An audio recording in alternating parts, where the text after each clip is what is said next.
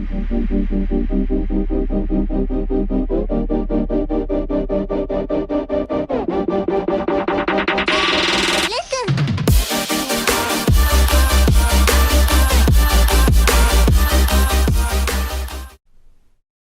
it going, people? Sam and Slapper here, and it is update day. It is Monday, lovely. So we got a new quest, River of Blood. It is the final quest in the vampire quest line, apparently. And of course, I normally get these on day release, and I will try to. It's not going to be today, though, unfortunately. I still need to do a Lord of the Vampyrium, so I'll probably do that later tonight and upload that probably in the early hours of tomorrow morning. And then tomorrow I will have the River of Blood quest guide up on the channel. So Lord of Vampyrium and River of Blood I will have guides for by tomorrow. They'll be up on the channel, so look for them if you do need them. So River of Blood is coming out. You started by talking to King Rold over in Varrock. There's your requirements: 80 Constitution, Herb Law, 78 Attack, Range, Magic, 76 Fire Making, 75 Fletch, and 72 Mining. Reward wise, you'll still get your quest points or whatever, plus 50k Fire Making, Fletching, Mining and Herb Law XP, 75k for Herb Law though.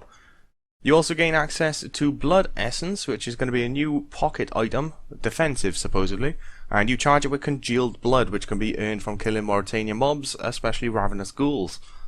So it'll give a potent passive effect, and it'll have a short time effect as well. You can increase it further by burning Vampyre corpses in the Columbarium. So yeah. They don't actually explain what it does or the extra effects, but I guess we'll have to see after we burn some vampires.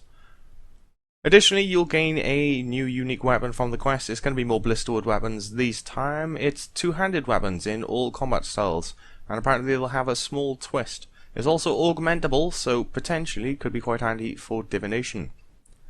And as always, you still have that multi-use XP tome, which will grant experience in skills of your choice.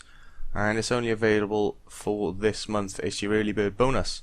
And additionally, you can get it by doing, well, making these statues up in Canifis. If you've done Lord of Vampyrium, you still can gain that early bird bonus. That's on until the end of this month as well. The Memorial to the Maya Key. So there's a couple of days left. May as well take advantage of that. It's a daily activity, connect you an extra 100k XP, but only if you do it by the end of this month. Additionally, Solomon's Store got some got some new unique or ornate weapons. It's these there. There you go. Nice zoom in. So yeah, if you want to buy some shinies, that's pretty much how you're going to do it. That's what they look like. This week live streams. Tomorrow, Tuesday, developer Q&A, just general chats by the looks. Also Tuesday, the River of Blood playthrough.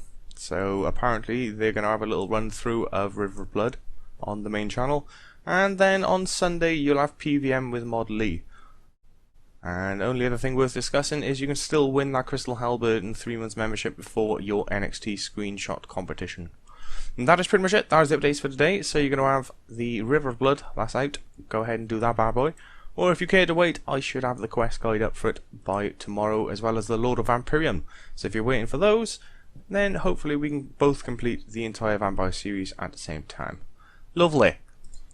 On to your patch notes then. It's been a long time since I did these bad boys, so let's get started. Graphical wise, they've fixed the animation when being caught by Vampyres and sent to the mines. They've also removed the Port Saran Rat Pits entrance.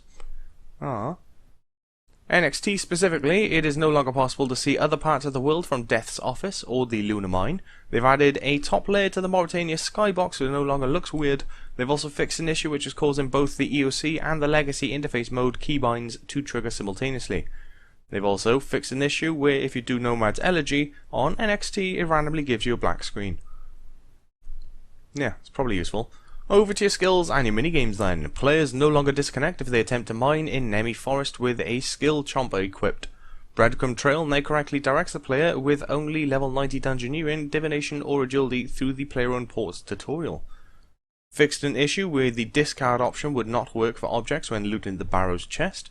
And they've also fixed an issue where the Barrow's tombs would sometimes start to collapse early if the player used the quick loot feature on the Barrow's chest. They've also fixed the typo when receiving prayer XP from a god statue. So there. On to your miscellaneous. Clan avatars will no longer disappear when leaving player-owned houses. Fixed the spelling of Canifis on an examine message for the sign just outside the bank. It's no longer possible to access interface edit mode while interacting with NPCs or locations or whilst you move. Using Dragon's Medallion from inside the Nature Grotto will no longer use a charge. Added some extra blocking to the walls in the Sliske encampment in the heart of Gielinor. They fixed a grammar issue with the news broadcast for the Dragon Rider Lance as well. On Ninja Fix, added a new bank chest to the Blast Furnace. Improved respawn rates on Thieving Stalls, improved respawn rates on Cave Nightshade. They've also improved respawn rates for various NPCs, including but not limited to Chromatic Dragons, Metallic up to Mythal Dragons, Celestial Dragons, Frost and King-Black Dragons, Slayer Creatures, Voraris, the Brine Rats, Aberrant Spectres, Necrons, Abyssal Demons, Gargoyles and Dark Beasts. Also Amloth Shadows, Water Fiends, Greater Demons, Battle and Warp Tortoises, Calphites, Exiled Calphites, Firewatch Lords and Ladies, Grotworms, Hellhounds, Fungal Rodents, Ghouls, Fire Giants, Suckler, Ice Strike Worms and the Calphite Queens and Corporal Beast. So yeah. That is your patch notes. So they've improved respawn rates across the board for quite a few mobs, which typically take fucking ages to spawn. And they fixed a few NXT break-in glitches and a few other little tiny things here and there. So there we go. That is it, people. That is your update for today. So, as I said, tomorrow should have Lord of Vampyre up very early hours in the morning. River of Blood probably sometime later on in the day. And that is it. Those are your updates. There we go, people. You are now informed. Until next time, I will catch you all later. Have a good one.